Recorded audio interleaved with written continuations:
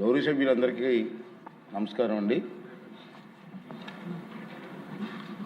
16వ శాసనసభ 6వ సమావేశానికి వచ్చేటువంటి సభ్యులందరికీ స్వాగతం, సుస్వాగతం. ఈ తీర్మానం ప్రవేశపెట్టే ముందు నాకు చిన్న విన్నపం అండి.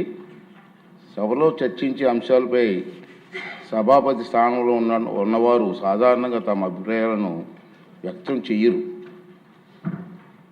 కానీ ఈనాటి సమావేశం ప్రాముఖ్యత దృష్ట్యా ఒక సగటు తెలుగువాడిగా నా ఆవేదన, అభిప్రాయాలు పంచుకోదలిచాను.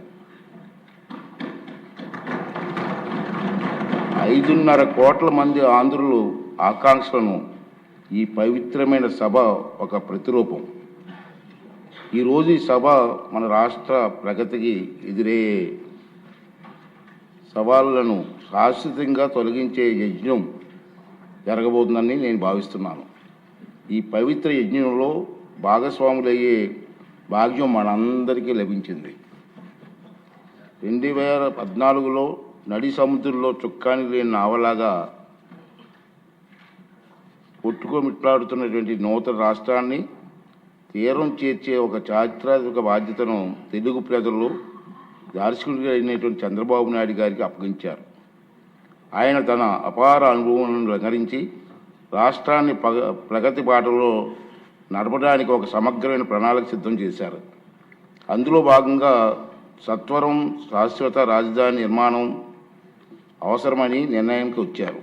అత్యంత ప్రజాస్వామ్య పద్ధతిలో అందరినీ సంప్రదించి భౌగోళికంగా రాష్ట్ర కేంద్ర బిందువు అయిన అమరావతిని రాజధానిగా అభివృద్ధి చేయాలని ఆ రోజు నిర్ణయించడం జరిగింది.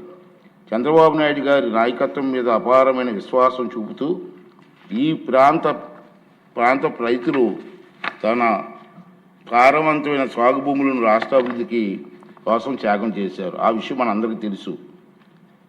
అన్నదాతల అండతో, ఆశీర్వాదంతో, వాయువేగంతో, మనోవేగంతో రాజధాని నిర్మాణ పనులు కూడా ప్రారంభమయ్యాయి.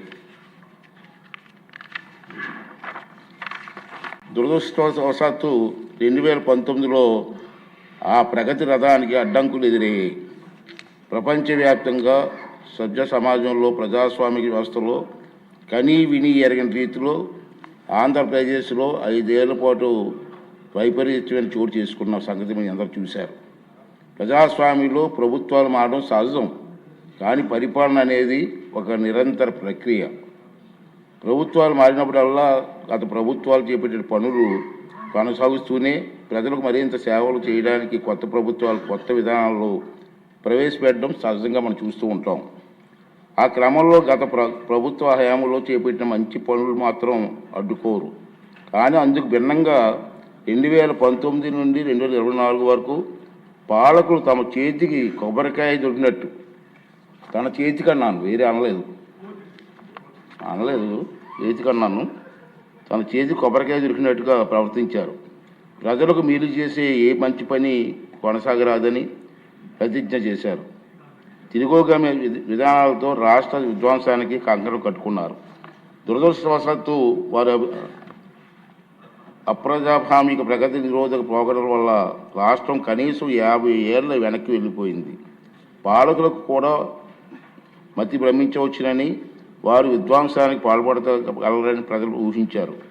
పర్యవసానంగా రాష్ట్ర భవిష్యత్తు అగమ్య గోచరమైంది. రాజధాని కోసం భూములు ఇచ్చిన రైతులు వీధిని పడ్డారు. ఆత్మ గౌరవానికి మారుపేరిన రైతులు అవమానాలకు పాలయ్యారు. ఎందరో ప్రభుత్వ హింసకు బలయ్యారు. అలాంటి దురదృష్టకర పరిస్థితులు పునరావృతం కాకుండా రాష్ట్ర బంగారు భవిష్యత్తు తిరుగులేని పునాదులు వేయడానికి ఘనమైన చారిత్రక వారసులు గల అమరావతి నగరాన్ని శాశ్వత రాజధానిగా శిలాక్షరాల్లో లిఖించవలసిన అవసరం వచ్చిందని ఈ ప్రజాప్రభుత్వం నిర్ధారణకు వచ్చింది. ముఖ్యమంత్రి చంద్రబాబు నాయుడు గారు దృఢ సంకల్పంతో చేసే కృషి ఫలితంగా రాష్ట్ర విభజన చట్టంలో తగు సవరణ తీసుకురావడానికి కేంద్ర ప్రభుత్వం సూత్రప్రాయంగా అంగీకరించినట్టు తెలిసింది. అందుకోసం అవసరమైన తీర్మానం చేయడానికి ఈరోజు మనం అందరం ఇక్కడ సమావేశమయ్యాం.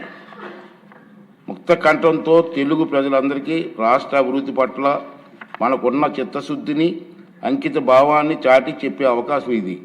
తెలుగు జాతి ప్రగతిని ఎవరు అడ్డుకోలేరు అని ఘంటాపథంగా ప్రకటించే అవకాశం ఇది. కనీసం ఈ రోజైనా ఆ 11 మంది వస్తారని ఆశించాను.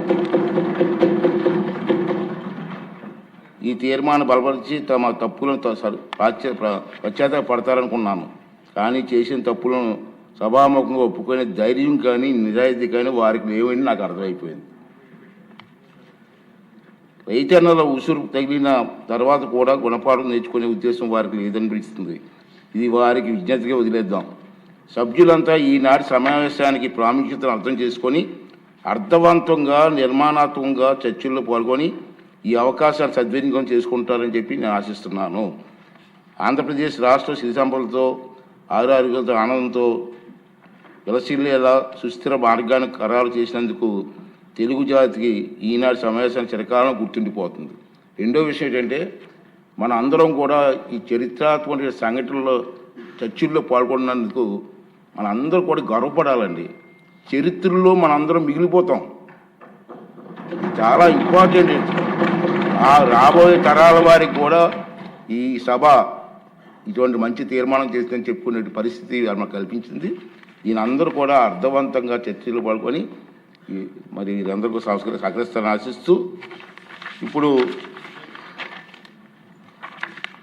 గౌరవ ముఖ్యమంత్రి గారు ప్రభుత్వ తీర్మానాన్ని ప్రవేశపెడతారు.